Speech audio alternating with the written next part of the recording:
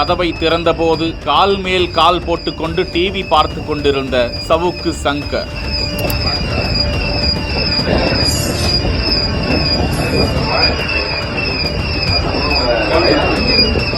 காவல்துறையினருடன் வாக்குவாதம்.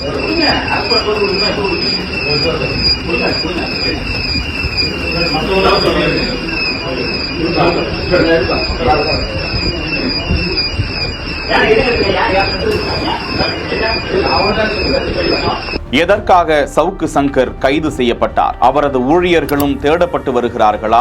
எனக்கு யார் தகவல் சொல்கிறார்கள் என்பதை தெரிந்து கொள்ள வேண்டும் என்பதற்காக என் வீட்டில் இருக்கிற மோடம் உட்பட எல்லாம் பறிமுதல் செய்யப்பட்டிருக்கிறது.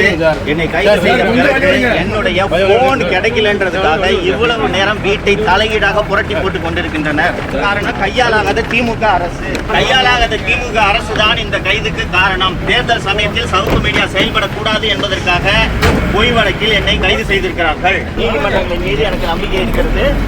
ஜிபேல எங்க எம்ப்ளாய்க்கு 300,000 ரூபாய் பணம் அனுப்பிச்சிருக்கான். அதை நான் மிரட்டி வாங்க சொன்னதான் இந்த வழக்கு பதிவு செய்யப்பட்டிருக்கிறது.